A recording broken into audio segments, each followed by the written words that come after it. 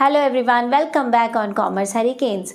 मैंने आपको अपनी प्रीवियस वीडियो में प्रमोशन का मीनिंग करवाया था और साथ ही साथ हमने इसके पर्पस भी डिस्कस किए थे। आज हम बात करेंगे कि प्रमोशन के बेसिस क्या है या इसके प्रिंसिपल्स क्या है।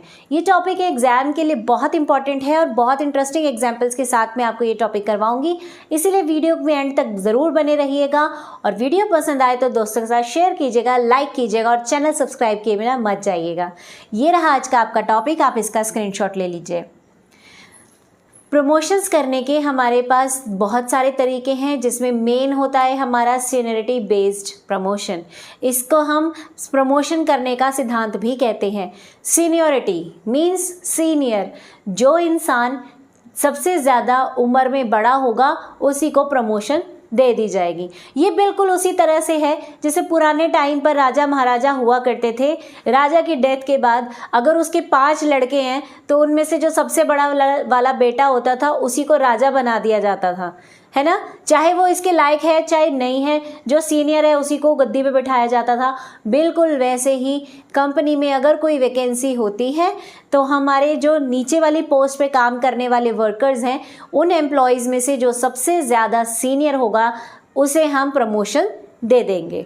इसीलिए इसको सीनियरिटी बेस्ड प्रमोशन कहा गया है। The senior most person in the lower grade shall be promoted at high post. अब सीनियरिटी बेस्ड पर अगर आप प्रमोशन कर रहे हैं तो इसका क्या फ़ायदा है। First benefit, easy to measure. जी हाँ, बहुत आसान है, कोई फालतू का झंझट नहीं है, कोई चेकिंग नहीं करनी, कोई अप्रेजल नहीं करना।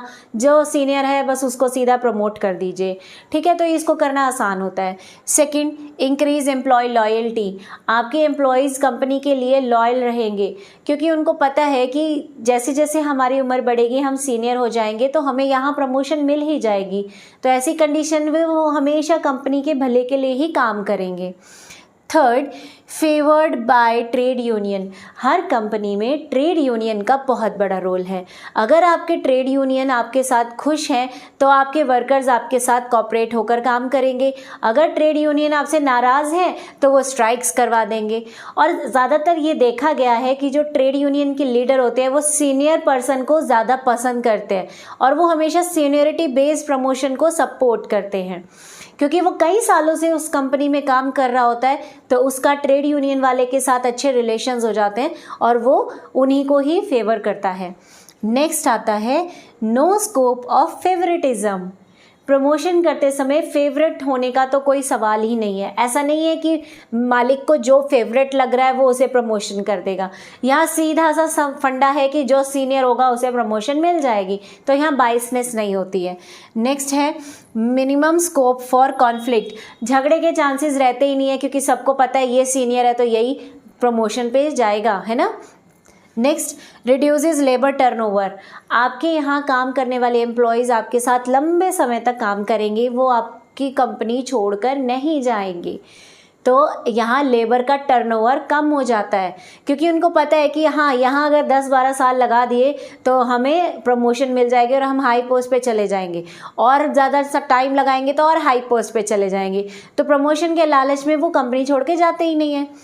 Next, provide certainty and security. हर एम्प्लॉय को जॉब सिक्योरिटी का मतलब जॉब सिक्योरिटी मिलती है और वो इसीलिए मोटिवेशन से काम करते हैं। मगर मगर मगर मगर हर चीज़ का अगर फ़ायदा है तो नुकसान भी है। सीनियरिटी बेसिस पर अगर आप प्रमोशन करते हैं तो क्या नुकसान है, आइए देखिए। फर्स्ट, एम्प्लॉय बिकम लेथार्जिक, कामचोर। एम्प्लॉयज़ कामचोर हो जाते हैं क्योंकि उन्हें पता है मैं काम करूं या ना करूं मुझे तो प्रमोशन मिल ही जाएगी। जैसे सरकारी नौकरी होती है ना, सरकारी नौकरी में अगर आप एक बार लग गए तो धीरे धीरे आप प्रमोशंस लेते ही जाएंगे, है ना। टाइम के साथ आपको प्रमोशन मिलती ही जाएगी चाहे आप कैसा भी काम कर रहे हो। तो यहाँ पे कामचोरी आ जाती है। Next, sense of competition among employees hampered. Hampered मतलब रुक जाना। तो आपके जो एम्प्लॉयज़ के बीच में कंपटीशन की फीलिंग थी वो ख़त्म हो जाती है क्योंकि उनको पता है कि कितना भी अच्छा काम कर लो भाई, प्रमोशन तो उन सीनियर साहब को ही मिलेगी, है ना। जो लोग जूनियर पोस्ट पर हैं, जो लोग जूनियर हैं, उनको तो प्रमोशन मिलेगी ही नहीं। तो कंपटीशन की जो फीलिंग है वो ख़त्म हो जाती है।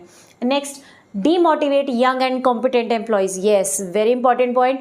आपका जो यंग एम्प्लॉय है, जो जवान है अभी, उसको डीमोटिवेशन हो जाती है क्योंकि वो कितना भी अच्छा काम कर ले, आप उसे प्रमोशन तो दे ही नहीं रहे हो, आप तो प्रमोशन उस सीनियर को दे रहे हो, चाहे वो उस चीज़ के लायक भी नहीं है, बट फिर भी आप उसको प्रमोट कर रहे हो। तो ऐसी कंडीशन में यंग और कॉम्पिटेंट एम्प्लॉयज़ नाराज़ हो जाते हैं, नाखुश हो जाते हैं। और अगर वो नाराज़ होंगे, नाखुश होंगे तो kills zeal for self development. Zeal होता है उत्साह, अपनी डेवलपमेंट करने का जो उत्साह था एम्प्लॉयज़ के अंदर, वो ख़त्म हो जाता है पूरी तरह से। क्योंकि उनको पता है हम कितना भी डेवलपमेंट कर ले, कितना भी ट्रेनिंग ले ले, कितना भी अच्छा काम कर ले, हमें प्रमोशन तो मिलने ही नहीं है। नेक्स्ट, कैन कॉज रिजेंटमेंट, यानी कि रिजेंटमेंट का मतलब होता है असंतुष्टि आ जाना। तो एम्प्लॉयज़ के बीच में असंतुष्टि आ जाती है, मतलब उन्हें कुछ भी अच्छा नहीं लगता है, क्योंकि इतना हार्डवर्क करने के बाद भी उन्हें प्रॉपर रिवॉर्ड्स नहीं मिल रहे हैं, इनाम नहीं मिल रहे हैं। Next, may lead to labour turnover. अब आप उनको मौका नहीं दे रहे हो, उनको प्रमोशन नहीं दे रहे हो, उनका मोटिवेशन कम हो रहा है, तो ऐसी कंडीशन में वो क्या करेंगे? कंपनी छोड़ के जाएंगे। प्रमोशन के लिए वो किसी और कंपनी में अप्लाई करेंगे, आपके पास थोड़ी ना रहेंगे, वो और कंपनीज़ में हाई पोस्ट के लिए अप्लाई कर देंगे।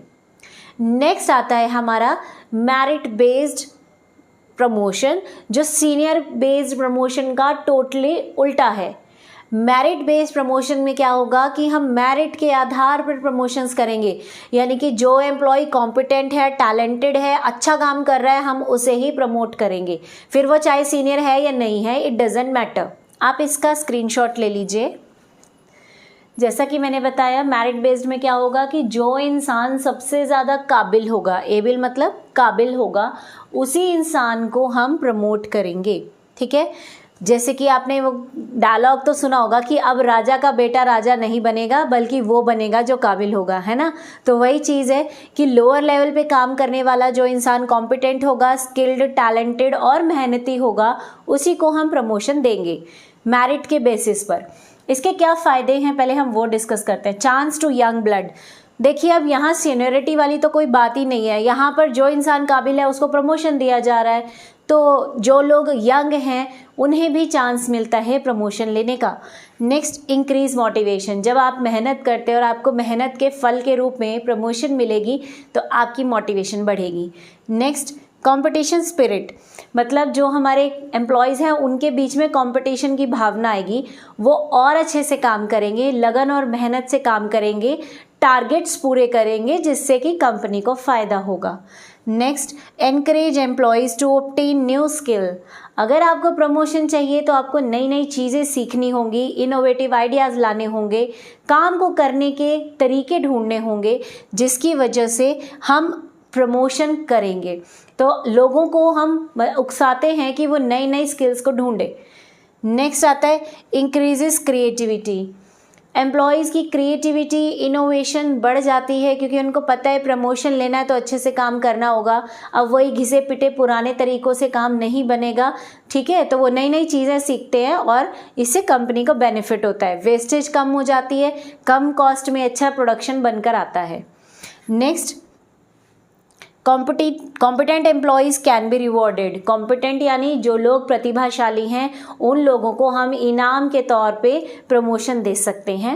Next, increase satisfaction among the employees. Employees का जो सेटिस्फेक्शन लेवल है वो बढ़ जाता है, क्योंकि उनको अपनी मेहनत का फल मिल रहा है।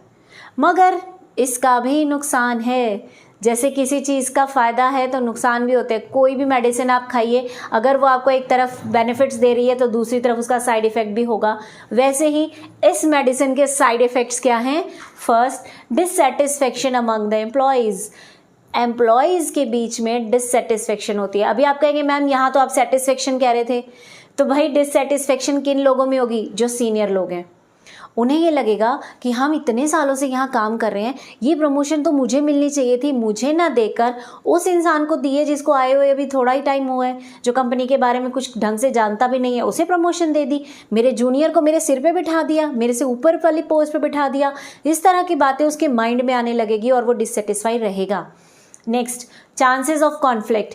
भाई अपने से छोटा इंसान अगर बड़ी पोस्ट पे बैठकर आपको ऑर्डर मारेगा तो आपसे बर्दाश्त तो नहीं होगा, तो फिर क्या होगा? कॉन्फ्लिक्ट्स होंगे, झगड़े होंगे। Next, difficult to measure. एक इंसान की परफॉर्मेंस को मेजर करना बहुत मुश्किल है, तो यहाँ पर सबसे ज़्यादा डिफ़िकल्टी होती है ये चेक करना कि किसे प्रमोशन दी जाए, कौन ज़्यादा काबिल है। सब्जेक्टिव इन नेचर, या इसे कह सकते हैं चांसेस ऑफ फेवरेटिज्म। सुपीरियर जो प्रमोशंस देता है, जो बॉस है, उसका जो भी फेवरेट होगा वो उसी को प्रमोशन दे देगा। तो इस कंडीशन में फेवरेटिज्म वाले चांस आ जाते हैं। हो सकता है कि कोई चापलूस है, उसको कुछ भी नहीं आता, लेकिन वो चापलूसी कर रहा है, इसीलिए बॉस ने उसको प्रमोशन दे दी। तो ऐसी कंडीशन में भी डिससेटिस्फेक्शन आ जाती है एम्प्लॉयज़ के बीच में, है ना। चलिए नेक्स्ट आता है increases autocracy of superior. Superior की तानाशाही बढ़ जाती है, क्योंकि वो अपने हिसाब से जो उसको पसंद आ रहा है उसको प्रमोशन देगा। तो ऐसे कंडीशन में दूसरे एम्प्लॉयज़ का नुकसान हो जाएगा। थर्ड टाइप आता है हमारा सीनियरिटी का मेरिट बेस्ड प्रमोशन, यानी यहाँ पर हम सीनियरिटी और मेरिट दोनों के आधार पर प्रमोशन करते हैं, ताकि हमें दोनों ही जो मेथड्स हैं उनके फ़ायदे मिले और इन दोनों के जो नुकसान हैं उनसे हम बच सके। तो टॉपिक आपको कैसा लगा ये कमेंट सेक्शन में ज़रूर बताइएगा। मैंने आपको बहुत डिटेल में करवाया है। आई होप आप एग्ज़ाम में अच्छे से अटेम्प्ट करेंगे। अच्छे से पढ़िए। Bye bye, have a good day.